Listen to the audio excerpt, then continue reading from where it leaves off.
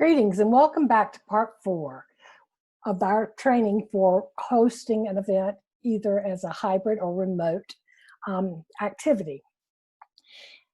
In part 4, we're going to conclude with what do you need to do on the day of the event and afterwards. The most important idea is to keep in mind that we are celebrating student accomplishments. Following the submission of an application, it's really a positive thing if the student can receive an I applied sticker or a yard sign or a mask that says that they've applied.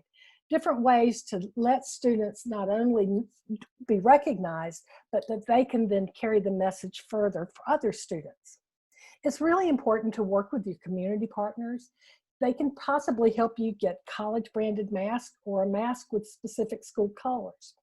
This might be a way that you can reach out to folks and say, even though you can't come to our high school and participate face-to-face with our students, you can make a vital contribution to our event by helping us with these things that we are trying to use as celebratory symbols for our students.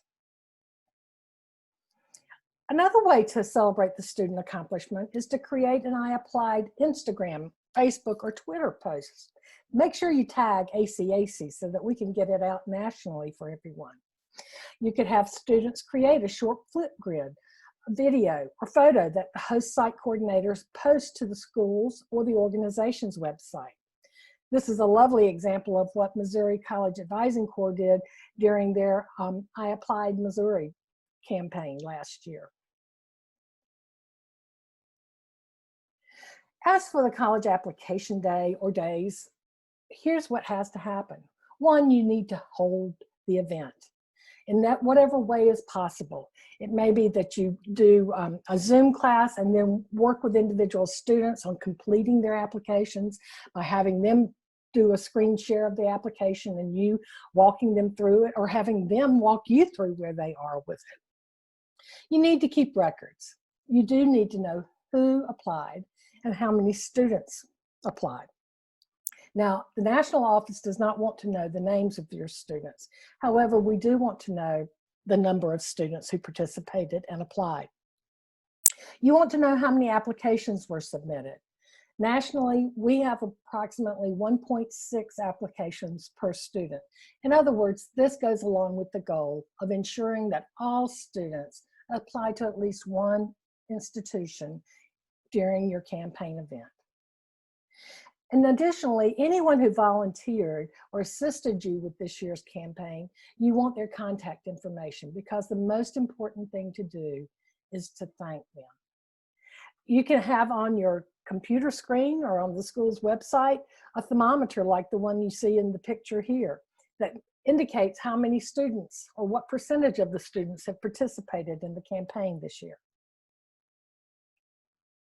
And quickly afterwards, you want to be sure that you hold a debriefing session with any volunteers, with the school personnel, and include some students. You can do this through a conference call or a virtual meeting.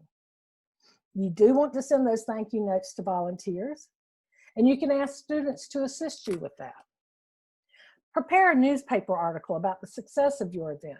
We've got templates in the manuals that are located on our website that can assist you with just filling out the blank spaces with your school name, the number of students who participated, the number of applications submitted, and we provide you with just a real easy cut and paste, and you can send it on to the newspaper. Even better, you can do a feature story on some students who can talk to the newspaper about what the experience was like for them, what kinds of concerns they had going into the event, and what happened after they applied. You should be prepared to submit data requested at the state level. There may be other things that they want. What we're going to ask for the state coordinator to provide our office at the national level is the number of students who participated, the number of applications submitted, and then they have to tell us how many host sites there were in the state. However, your state may have some requests for additional information that they can then use to better tell your story at the state level. And lastly, we want you to think of this as your staff development. This is your professional development that you've experienced. And so we encourage you to present about it at conferences or to write about it, if you're so inclined to do so for a journal or for some sort of publication. Any information you need from the national office, we will be glad to provide you so that you can round out what your personal experience was, how it impacts your state, and how that fits in the national picture. We do want to remind you that Why Apply Day is September 18th, 2020. This is a social media event.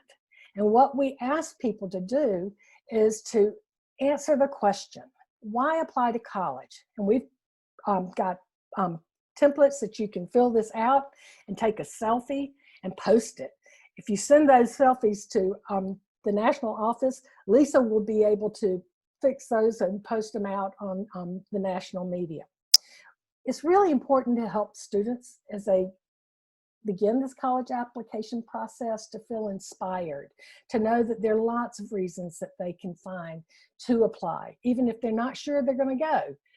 First part is to apply. And be sure to tell them to use the hashtag #WhyApply.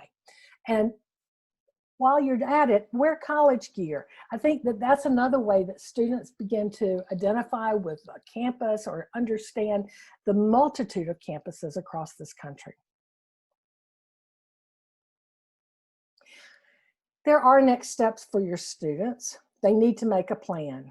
And one of the really powerful partnerships that's happened over the last couple of years has been with various steps that are necessary for college. It's a multi-step journey, and you can get support for helping students navigate the other steps. So that you see that the Why Apply Day, the American College Application Campaign, NCAN's Form Your Future, which works with the FAFSA, College Signing Day from Better Make Room and Reach Higher, and the College Transition. That's working to get away from the college melt, where students over the summer drop back out. And Laura Owen and her shop are working really hard to understand that and provide tools and skills to school counselors to support them in helping students make the leap from high school to an institution or a program of higher education. So at this point, I want to ask, what are your questions and observations about this information? This is a good time to write those down, ask a colleague, or send them to me or someone on the national team.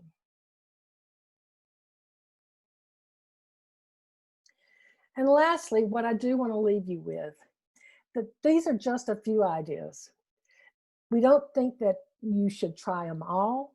You probably will have other practices that you know work for your school and your environment. We want you to feel free to share any discoveries you've made.